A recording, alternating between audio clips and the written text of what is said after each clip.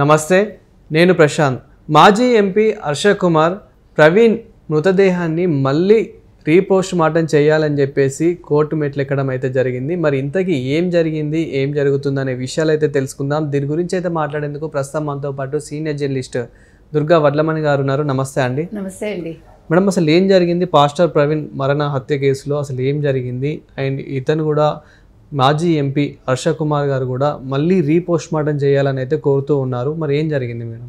అంటే ప్రవీణ్ మరణానికి సంబంధించి ఆల్రెడీ రాష్ట్ర ప్రభుత్వం, ఆంధ్రప్రదేశ్ ప్రభుత్వం చేయాల్సిన విచారణ అంతా జరిపేశారండి.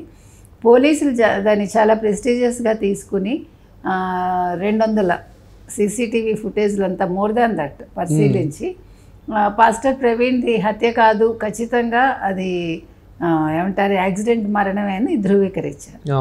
ధృవీకరిస్తే కొన్ని క్రిస్టియన్ సంఘాలు కూడా దాన్ని ఒప్పుకోవట్లా. సరే, అది వాళ్ళ ఇష్టాలు, మనం దాని గురించి మాట్లాడడం.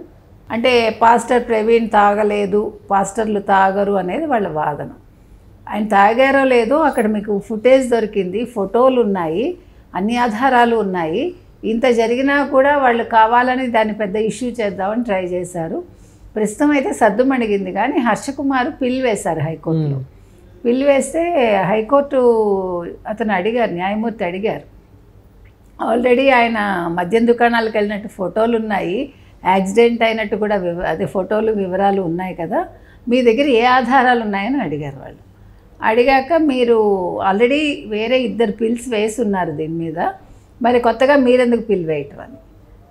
కాదు, నాకు రీపోస్ట్ మార్టం చేయించాలి మీరు, అతనిది ప్రవీణ్ది అంటే హత్య అన్నట్టుగా ఆయన మాట్లాడుతున్నారు.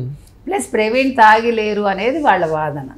అయితే మీరు 5 లక్షలు హైకోర్టు ట్రెజరీ దగ్గర మీరు డిపాజిట్ చేయండి, చేశాక మిగతా పిల్స్తో పాటు మీది కూడా అందులో చేర్చి విచారణ జరుపుతామని కోర్టు చెప్పడం జరిగింది. ఇతన్ని హర్షకుమార్ తరఫున బాలా అని న్యాయవాది ఆయన వాదిస్తున్నారు ఈ కేసు. సో ఇక్కడ మీకు అంటే ఏమీ లేదండి. ఇప్పుడు ఈ క్రిస్టియన్ సంఘాలు కావచ్చు, లేకపోతే హర్షకుమార్ లాంటి వాళ్ళు ఆ పాస్టర్ ప్రవీణ్ మరణాన్ని జీర్ణించుకోలేకపోతున్నారు. అంటే అది సహజ మరణమైనా యాక్సిడెంట్ వల్ల జరిగింది. అతను తాగటం అనేది ప్రత్యక్షంగా మీకు ఫుటేజీల్లో కనిపించింది. 3 చోట్ల అతను ఆగటం జరిగింది. 3 సార్లు అంటే 2 సార్లు ఆయన చావు అంచుల వరకు వెళ్ళి తప్పించుకుని 3వసారి ఆయన మృతి చెందడం జరిగింది. ఇప్పుడు వీళ్ళందరూ ఏమంటారంటే వాళ్ళలో వాళ్ళకే ఒక క్లారిటీ లేదు. మీరు పాస్టర్స్ అందరివి మీరు ఈ మధ్యకాలంలో వీడియోలు చూసారంటే అజయ్ బాబా ఎవరో ఆయన, ఇంకొక ఆయన, వాళ్ళు మాట్లాడుకున్నది సర్లే ప్రవీణ్ తాగేసే డ్రైవ్ చేశాడు, తాగే చనిపోయాడు కానీ అంటూ వాళ్ళు మాట్లాడుకోవడం జరిగింది. ఒక వీడియో బయటకు వచ్చింది రావడం. వస్తే దాని మీద కూడా చాలామంది వాళ్ళు అంటే డబ్బులు తీసుకుని మాట్లాడుతున్నారు, వాళ్ళు అంటే క్రిస్టియన్ ద్రోహులు అన్నట్టుగా, లేకపోతే వాళ్ళు హిందువులకి కొమ్ము కాస్తున్నారు, ఇలా రకరకాలుగా వాళ్ళలో వాళ్ళే ఈ వాదనలని. అంటే ఒక వ్యక్తి చనిపోయాక వీళ్ళందరూ ఏమంటారంటే ఆయన తాగడు, తాగిన వ్యక్తి అయితే వాళ్ళ ఆవిడ సమాధానం చెప్పాలి. పాస్టర్ ప్రవీణ్ భార్య బయటకు వచ్చి మా ఆయన తాగుతాడు, తాగటం వల్లే చచ్చిపోయాడు, యాక్సిడెంట్ అయిందని ఆవిడ చెప్పాలి. ఆవిడ ఎందుకు చెప్తారండి? ఇప్పుడు పాస్టర్ ప్రవీణ్ గారి భార్య క్లియర్ కట్గా చెప్పారు, వాళ్ళ పిల్లలు చెప్పారు, పాస్టర్ ప్రవీణ్ బ్రదర్ చెప్పారు, మాకు ఆంధ్రప్రదేశ్ ప్రభుత్వం మీద నమ్మకం ఉంది, వాళ్ళు ఇచ్చిన తీర్పును మేము శిరస వహిస్తామని చెప్పేశారు. మా ఆయన అది హత్య కాదు, అది రోడ్ యాక్సిడెంట్ అనేది వాళ్ళు ఒప్పుకున్నారు. ఒప్పుకున్నాక ఆవిడ వచ్చి బయటకు వచ్చి నా భర్త తాగేవాడు అందుకే చచ్చిపోయాడని ఏ భార్య అయినా చెప్తుందండి? ఇప్పుడు అసలు ఆవిడ వాళ్ళ కేసు అక్కడితో క్లోజ్ అయిపోవాలని అనుకున్నారు. They don't want to go for further దాని మీద చర్చలు కానీ దాన్ని అనవసరంగా రచ్చ చేసుకోవటం కానీ వాళ్ళకి ఇష్టం లేదు. ఇష్టం లేనప్పుడు మీరు తీర్పుని యథావిధిగా గౌరవించాలి. గౌరవించకుండా మీరు దాన్ని ఇంకా పెద్దది చేసి అంటే ఇక్కడ మీరు ఏమి దానివల్ల మీరు ఏమనాలి, దానివల్ల మీకు ఏంటి బెనిఫిట్? ఇప్పుడు ఒక వ్యక్తి చనిపోయాక ఆ చావుని ఈ రకంగా చేయటం అనేది వాళ్ళ కుటుంబ సభ్యులకి ఇబ్బందికరమే కదండి. కానీ ఇక్కడ కొందరు పాస్టర్స్ ఏమంటున్నారంటే అతనికి తాగే అలవాటు కూడా లేదు. ఇప్పుడు ఏవైతే CCTV ఫోటోజెస్ చూపిస్తున్నారో ఇది కూడా ఒక గ్రాఫిక్స్ లాంటిదే, ఎట్లానే వస్తాయండి గ్రాఫిక్స్. నమ్మకపోతే మానేమనండి, కోర్టులకు వెళ్ళమనండి, లేదు వాళ్ళ ఆవిడ గారితో తేల్చుకోమనండి, మనకెందుకండి గోలంతా. ఇప్పుడు నేను అనేది ఏంటంటే వాళ్ళ మిస్సెస్సే గమ్మునున్నారు, ఆవిడ ఒప్పుకున్నారు, గవర్నమెంట్ చెప్పింది.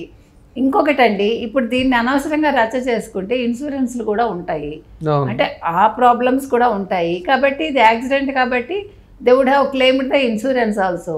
ఇప్పుడు కొత్తగా వీళ్ళు దీన్ని హత్య అని వాళ్ళని ఎందుకు, ఆ కుటుంబాన్ని ఎందుకు ఇబ్బంది పెడుతున్నారు?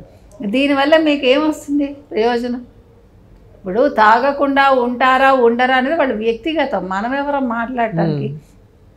ప్రవీణ్ ఎందుకు ఆ రోజు టెన్షన్గా ఉన్నారు, ప్రవీణ్ ఎందుకు తాగాడు అనేది వాళ్ళ కుటుంబ సభ్యులకు తెలుస్తుంది, మీకు నాకు తెలియదు, అయినా మనకు అనవసరం కూడా.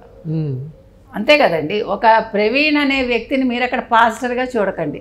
అతను ట్రావెల్ చేశాడు, ఒక వాహనదారుడు, ఒక రోడ్డు మీద ప్రయాణించాడు. అతని వృత్తి వేరు, ప్రవృత్తి వేరు, ఆ రోజు జరిగింది వేరు. ఇప్పుడు ఒక జడ్జి చచ్చిపోతారు అనుకుందాం రోడ్ యాక్సిడెంట్లో, అప్పుడు జడ్జి కాబట్టి ఇదే హత్య చేశారు మీరు అని అంటారా? ఇప్పుడు ఇదే ఒక పూజారి చచ్చిపోతే మీరు ఇంత రచ్చ చేస్తారా? నేను అనేది పాస్టర్ కాబట్టి మేము ఇలా చేస్తామంటే అర్థం లేదు. అది పాస్టర్ అనేవాడు తాగుతాడా లేదా అనేది ఇక్కడ మనకి అది వాదన కానే కాదు. ఆయన తాగాడు, 3 సార్లు ఆగాడు, పోలీస్ చెప్పినా వినలేదు, కూర్చోమంటే కూర్చోలేదు, దానికి ఎవడేం చేస్తాడు? ఎవరు చిన్నపిల్లలు కాదు కదండి. పాస్టర్లు తాగరు మీరు ఏది కూడా జనరలైజ్ చేసి ఏది స్టేట్మెంట్ ఇవ్వలేరు, అవునా? అవును.